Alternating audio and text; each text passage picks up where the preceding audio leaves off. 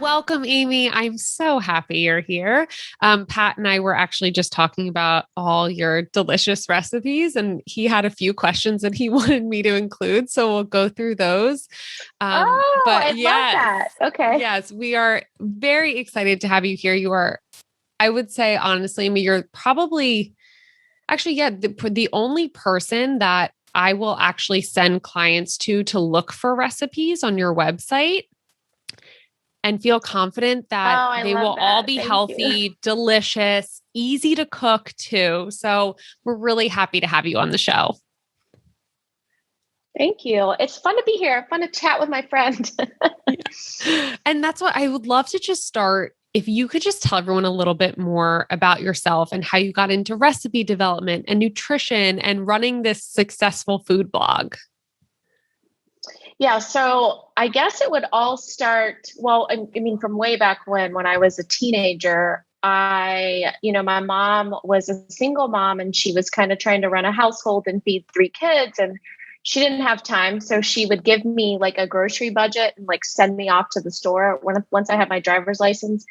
So it kind of got me experimenting very early on and these were for sure. I mean, we're talking like combining two different types of boxed foods with like some marinara sauce or something like that. But anyway, it kind of fostered this like, oh, I love to pair these foods together and, just start experimenting in the kitchen. So whatever it took, but kind of slowly over the years, I just started developing like just a love for cooking and also more of a love for eating. I think since I was a little kid, I've always loved food. So I always want to eat something that's delicious. That was my number one goal. And being able to kind of create my own things that were really delicious just kind of came over time. I started following recipes, when I got to college and things like that. And I was off on my own and married by the time I was 23. So I was trying to impress my husband with cooking skills and just kind of just, a lot of experimentation in the kitchen. And then I had kids. And once I had kids, I'm like, I need to feed them really good stuff. This is not about junk food. And this has got to be, nutrient dense and all of that, but just more of going by my gut and what I thought was really good for me because I didn't have a education background in nutrition at that point. It was after I had my son, my second child, I got a master's degree in nutrition. And then I kind of pieced it all together. So one of my goals was when I started getting nutrition clients is I wanted to give them, let them know that healthy food actually tastes good. I think that's kind of like a misnomer in our field, right? People think you need to eat boiled broccoli and like, baked plain chicken breast or boiled chicken breast in order to stay healthy and eat the right foods, which is actually the exact opposite. Adding more flavor to your foods and adding a bunch of different ingredients and making sure you have certain components are the success to a healthy meal. So, long-winded way of saying, I marry my nutrition degree with my hobby and then developed a food blog, or it wasn't a food blog at first. It was more of just a place where I could post recipes and send them to clients. And then it just took off from there. And so over time, now I'm up to, I think, like 600 recipes on my site. So there's just a lot of fun stuff on there. And it's still my favorite part of my job is thinking of something and creating something. So.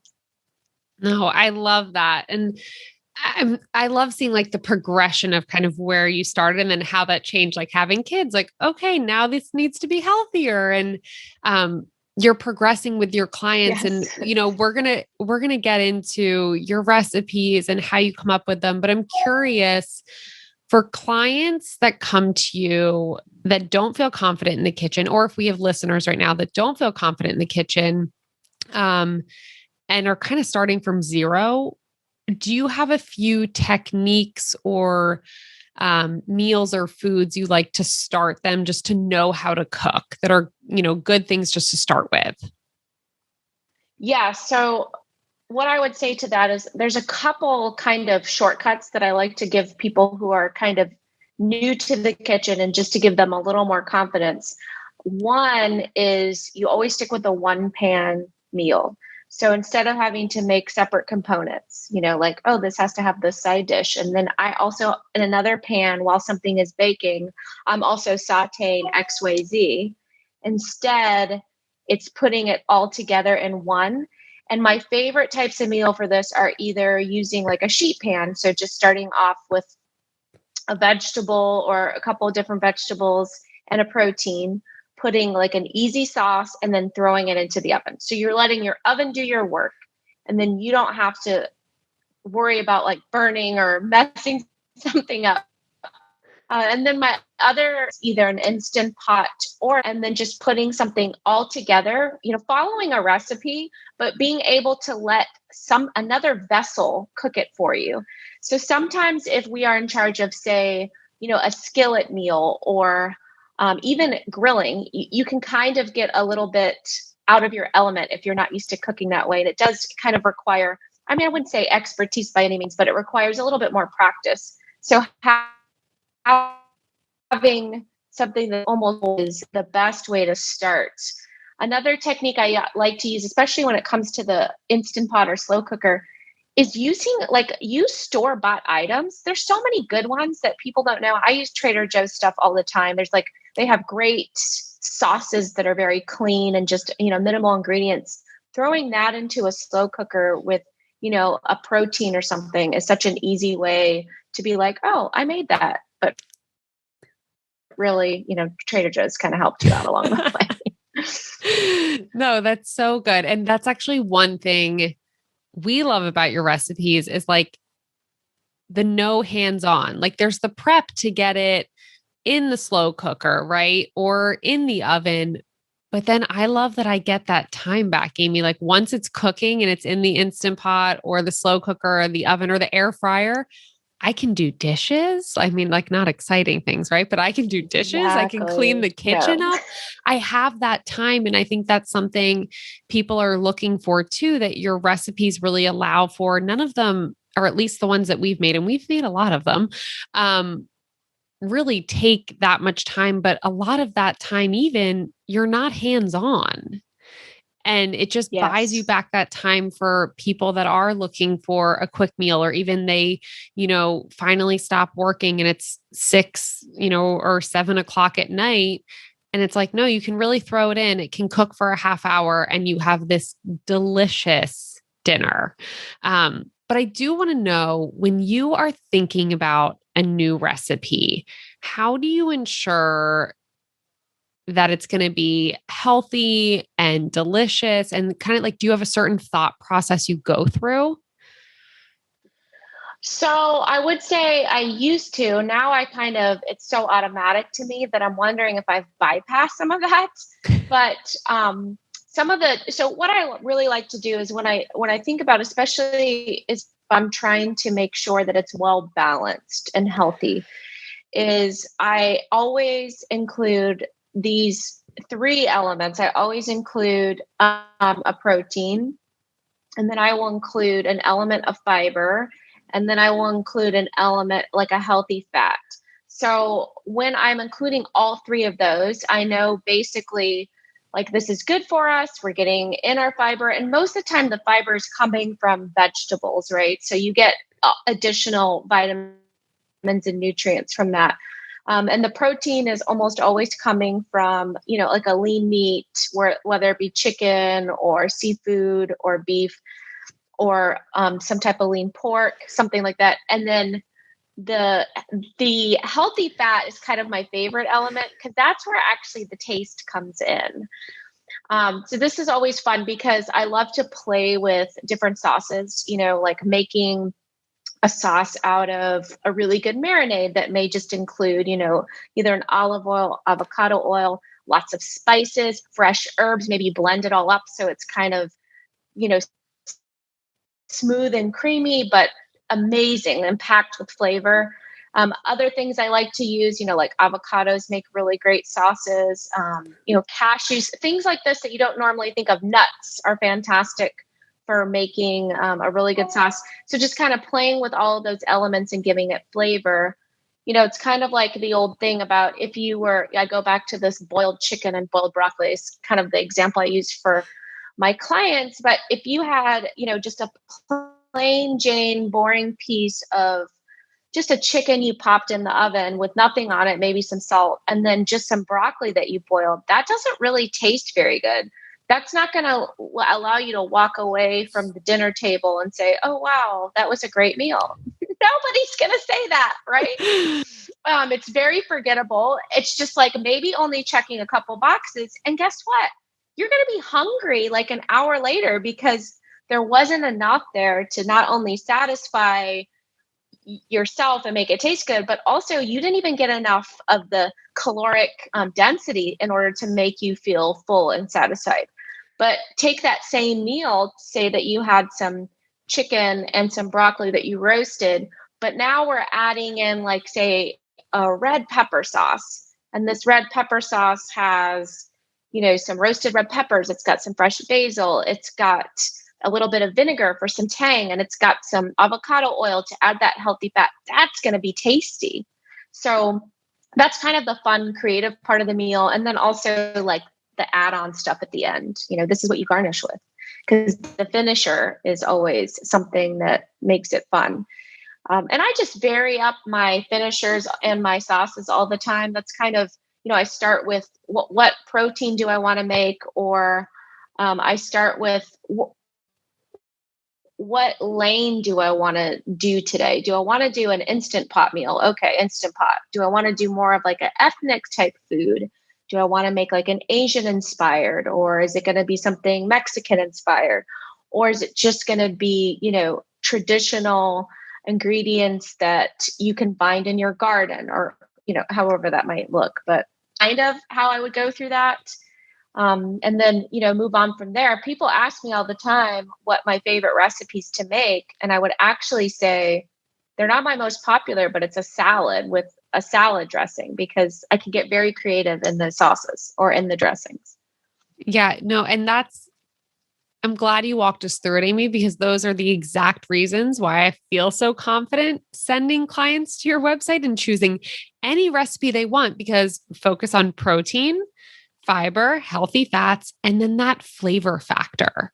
And that's oftentimes, like you said, it's so missed. And people think when they have to eat healthy, okay, let me, make sure I have the right macros, or they're counting things, but they're not even thinking about flavor and satisfaction and, having it be delicious. It's more this thought of like, if it's healthy, it's not going to taste good. And your meals certainly taste good. Well, but I'm curious too, like, have you found, Amy, over the years in terms of like testing your recipes, like, do you have to test them a couple times? Have you grown now to like where, you can just hit it on the first time, or how does that go for you? Yeah. So with cooking, I can always nail it, because also I can be, well, and the reason is because I can adjust along the way. So with cooking, if I'm like making a sauce, I'm like, all right, this didn't quite turn out as I want, or it needs a little bit more of X, Y, Z. I know exactly what that is now by this point in my recipe development career. I know like, oh, this just needs a little bit of lime. This needs a little bit of salt. And this just needs like some cilantro or whatever it might be. And I can easily just add that and tweak it. With baking, though, that's a different story. Those recipes are pretty tough, because sometimes those do take me multiple tries to get it to the exact, flavor profile I want, but also making sure that it's like moist and not dry, and it has the right amount of, fat to get it. It has the right amount of sweetener, and what type of sweetener you're using in order so that it bakes beautifully. And yeah, so I would say cooking at this point, it's really easy for me to get it, kind of nail it on the head. Now, sometimes I will go through something and I'll write it down, and then I'll go to remake it again. Like, oh, this was so good a couple weeks later. And I'm like, oh, something's a little off. I must have accidentally wrote this down wrong or something. So I'll go back and tweak things if I ever, come to that. Yeah. which I have. It just But no, doesn't it's happen as true. often as it used to. And baking's more of a science. So even anyone listening, if you think you're a bad Oh, cook because yes. your baking hasn't come out well, that does not mean you're a bad cook. Baking is a complete science. It's I honestly, totally personally, different. I avoid baking. I like doing it occasionally, but I will follow a recipe most of the time. Or like you say, I'll make it the first time and I'm like, okay, next time I would add this. You can't, like you said, just Mhm. tweak it along the way. But that's the No, fun it's in part the about oven. cooking. Yeah, that's the fun part about cooking is you can always add things, which always, a good tip is like tailoring things back if you're making a recipe for the first time so you can add more because it can be hard to take things away or try to mask certain flavors if you put too much, like too much spice or Right. anything like that. But we talked a little bit about swaps for salad dressings and other healthy swaps. Are there other ones that you usually go to or you've thought of that most people wouldn't think of when they're cooking or baking?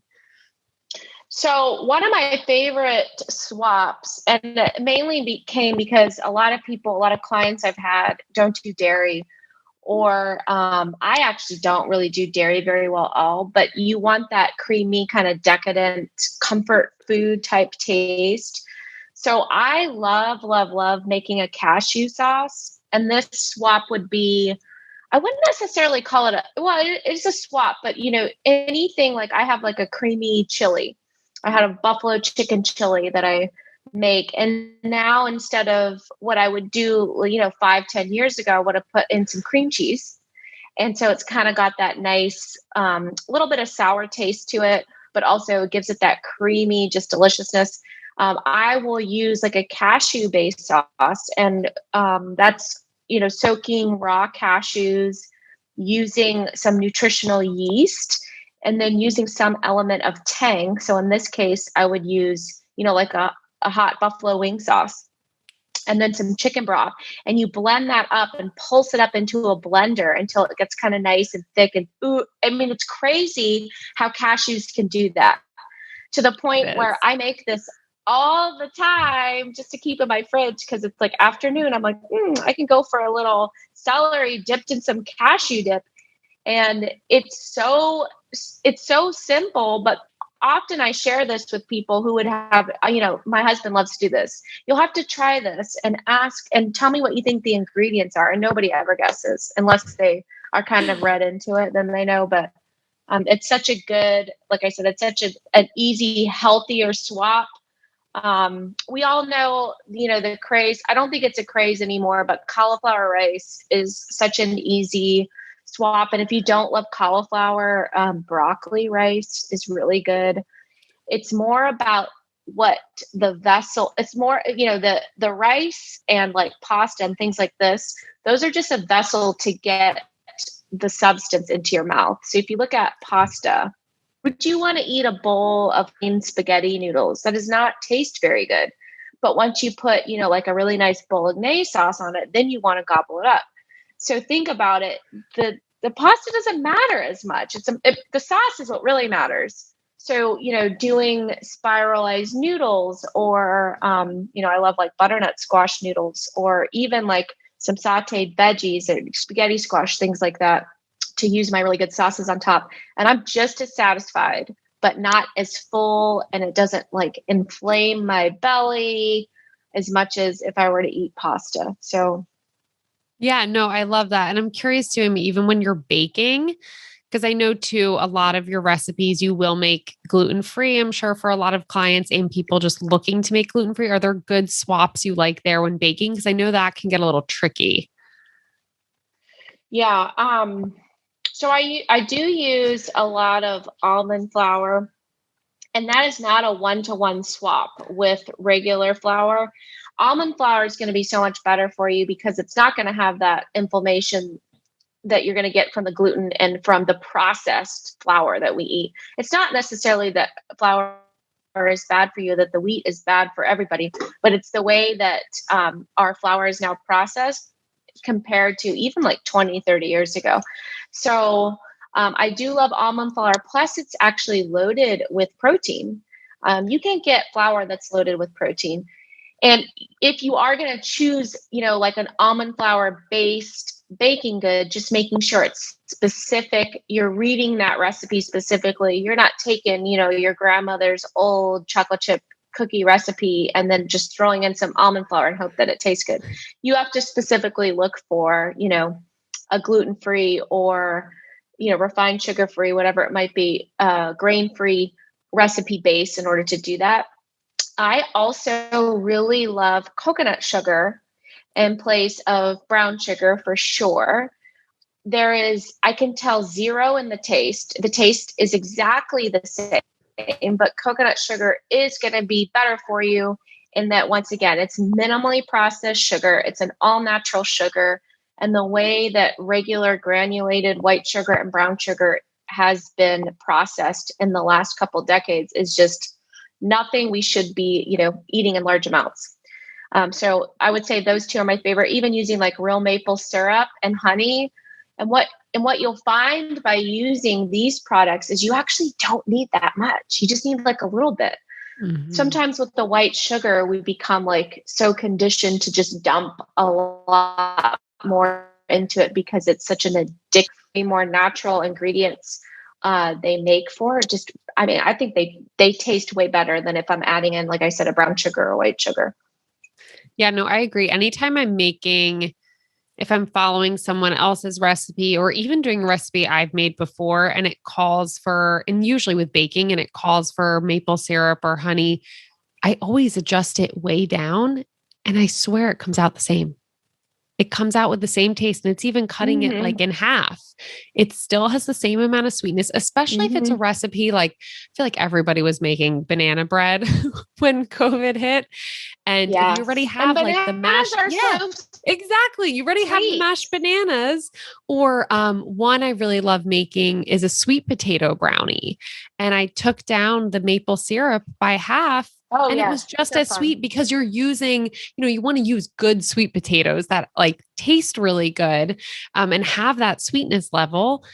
And then you can get rid of almost, because it is it's not technically an added sugar because it's a natural sugar, but maple syrup and honey are still sugar. They are still going to affect your blood sugars. So you don't just want to use it freely. And if you can take it back, just try, if you have a recipe you typically make that uses one of them, try taking it back a little bit and just see how it goes. Cause that's an easy one. And another one, Amy, that I noticed you use too, that I love using to thicken things is arrowroot starch. Such a good thickener. Oh, we forgot about that. That is thickener. And, that's something too, that is actually like a plant-based thickener. So, it comes from the root of, it's not coming from the root of an arrow, but, it is a, why am I losing my train of thought here? It's a root vegetable, right? Yeah. So you're actually taking something that's made from nature and just creating something so much better than a cornstarch, which, we know that corn is like the most highly processed and highly, it could be very toxic for a lot of people. So what would you say, Amy, or if someone asked you your top easy cooking tips? I know this can be a tough one, but your top easy cooking tips, what would they be? So, okay. My top easy cooking tips would be one, if there's any way that, if there's something that you really don't like to do, like say it's chopped vegetables or something like rice cauliflower or spiralize your veggies. If there's something that is, kind of gives you a headache, the thought of doing this and having to clean those extra dishes, buy them frozen or buy them already prepped. Now, when they're already prepped, say in the refrigerated section, I will say they are a lot more expensive, but you can buy riced cauliflower like in the frozen food section for $2. And it's almost like cheaper than buying yourself. And this is for an organic bag of riced cauliflower. Almost cheaper than buying a head of cauliflower. So kind of cutting out a few little easy steps that way. Second thing is if if you're super busy on the go and there's little things you can do at different times and to cut back on steps for prepping a dinner. So for example, I always keep a pretty big jar of my house salad dressing in the fridge. So when I'm like, okay, we need a vegetable, it's super easy. I'm just chopping up lettuce, throwing it into a bowl, put the dressing on top. It's already homemade. And the dressing, by the way, does not take me long at all. But if I just make it once a week on the weekend, and I'm talking like it's a 3 or 4 minute process, but 3 or 4 minutes when I'm trying to get food on the table, sometimes I'm like, I don't feel like doing that. Having it already prepped ahead of time is good. Or, say that you are a working person, you're gone from 8 to 5, maybe just prepping a few things the night before.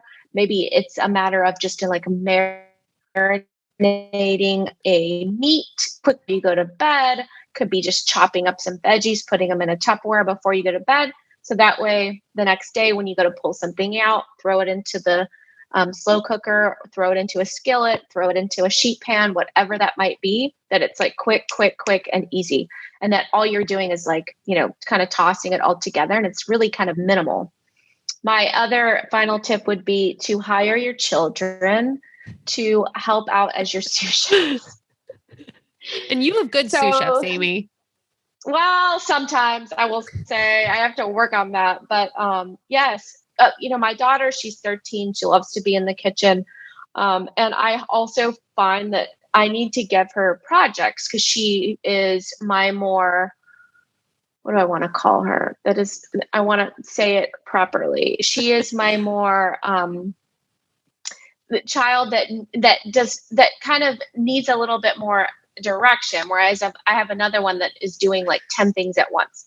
This child will, she would go to her room and read all night long, or like lay on the couch and read a book and be a little bit more dormant.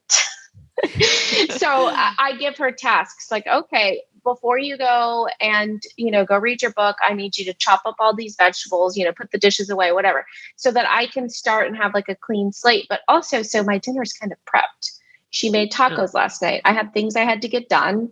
And I know that if I told her, or if I didn't give her that, she probably would have been, texting her friends or been reading a book and being productive. So if I'm giving her all these productive tasks, and they're not, terribly hard, or even if it's stir together these seasonings so that mom's ready to go when I go to make dinner, that's helpful too.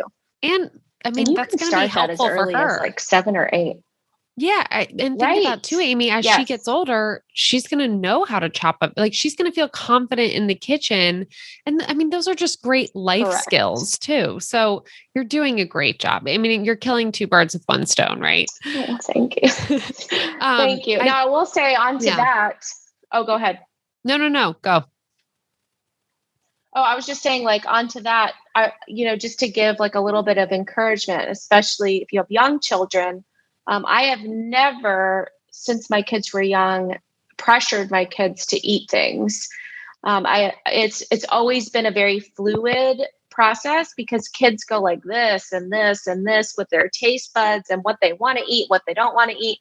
And a lot of times it's not about what they really like, especially when they're little. It's more about like a control thing.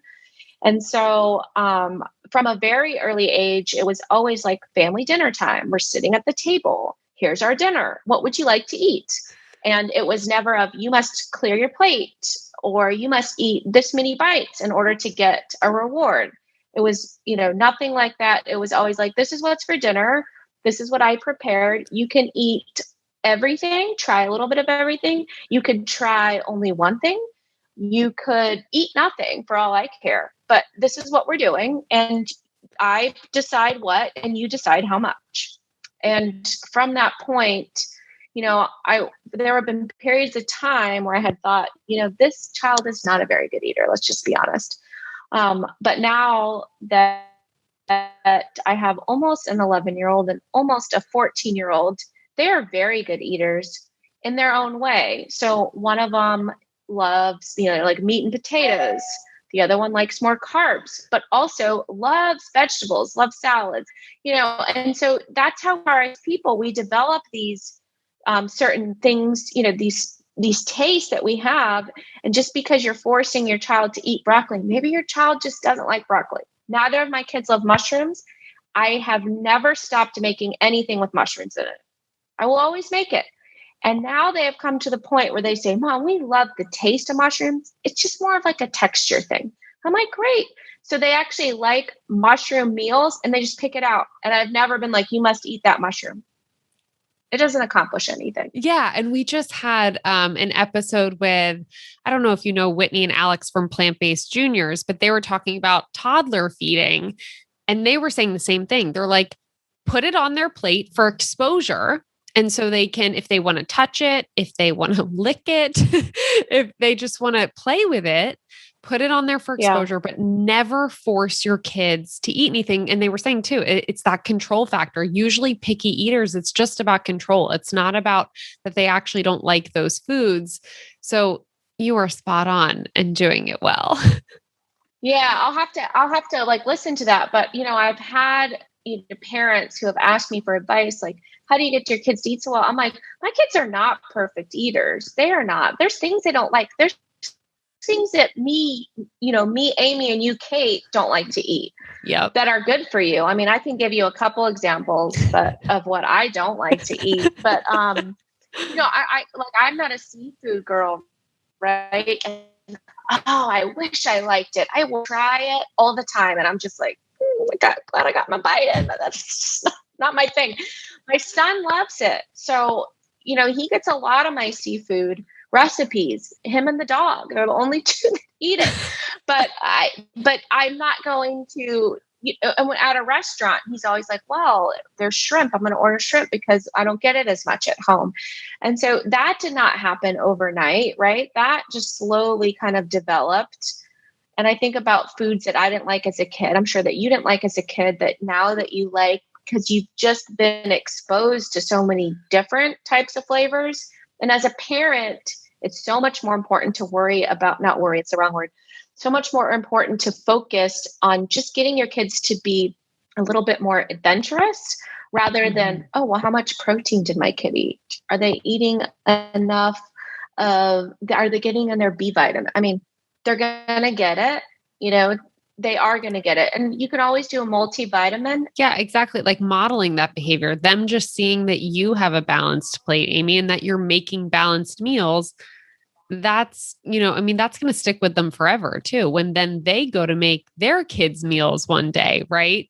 And it's just having that exposure. So I'm really glad you touched on that, because that is something that's so important and that people, I think, struggle with a lot. I mean, I even think about my sister. She is a toddler right now, and she's, it is like, she will eat a lot of different things, but it is, have a few more bites of your broccoli, so you can eat this it is a struggle and it's a battle. And so I think, I feel like I'm sure I'll be learning too once we have our little one and it's older, but it's so helpful for people to know that it doesn't have to be that battle, and it's okay. Your child will be okay not eating that broccoli that night, or, right. They will. And again, if you're modeling it yourself, it will take on, and kids are different and how they metabolize things is very different than once you're an adult, when you do really have to start paying attention to your diet and what you're getting, and it will have more of an effect.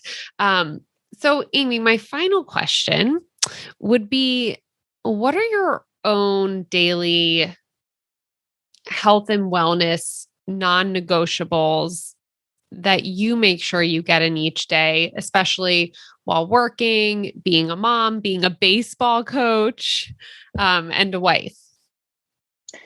Okay, so I do a lot of things. First, my non-negotiables is like my water intake. I am crazy about the amount of water I drink, because if I'm not, and I'm a little bit dry, it's usually from not having enough water. So water intake is one.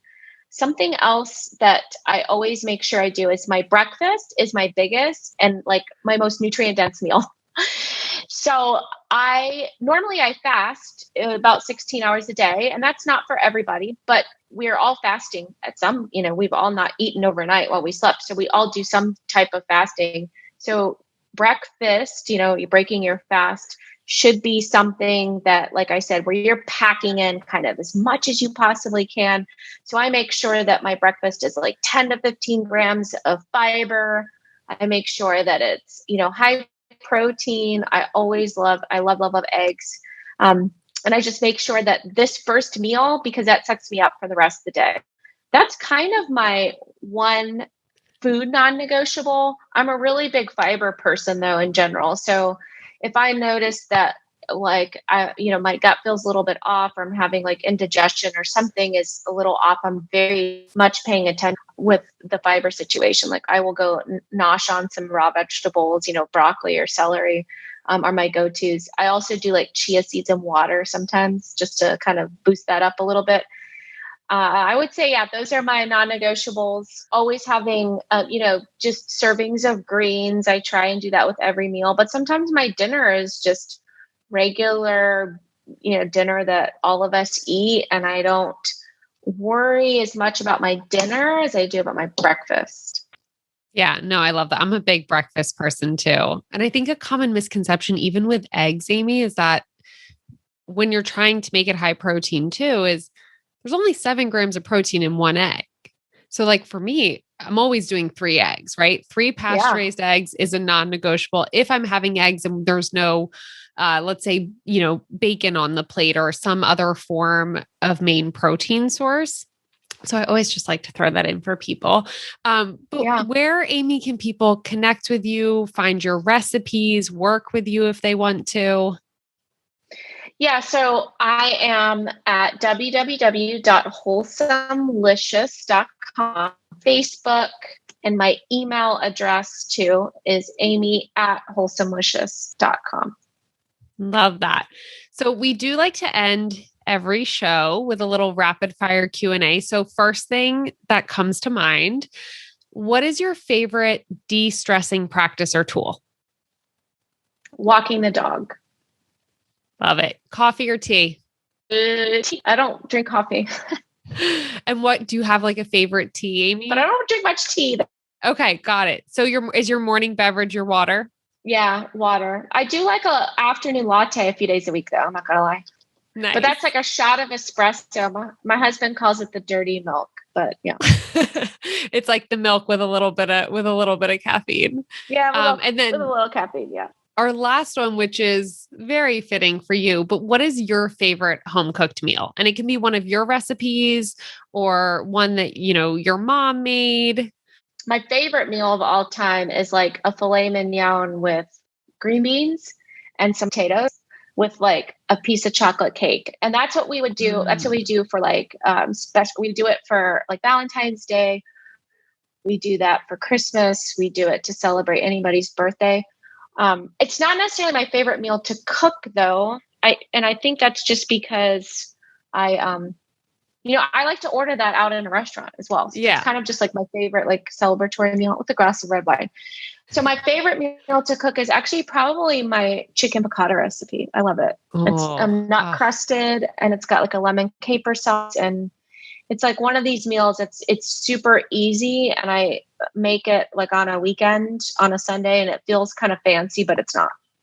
I love that. And I love to, if you follow Amy at Wholesomelicious on Instagram, you will see her son's favorites as well. And I love when you poll him and he's so animated and he loves to just share all his favorite recipes. And like I've shared on here, some of our favorites from your recipes, because my husband is a big fan, Amy. We make your air fryer wings all the time. Yeah. The short rib recipe, the Greek chicken slow cooker or Instant Pot recipe is hands down one of my favorite. Oh my gosh, so good. But Pat actually said, he was like, make sure you tell Amy. He's like, make sure you tell Amy that our air fryer is broken right now. And I'm so upset because I can't make the wings. Have wings. Oh no. I know. You know how many air fryers I've broken? That's a whole nother topic. Yeah. So we will be getting a new air fryer when we move, and we will be continuing to make those delicious wings. But thanks so much, Amy, for being on today. I was so happy just to like see your face again I know, it was and fun. connect. And we will see everyone next time. All right. Thanks, Kate. Have a Bye. good one.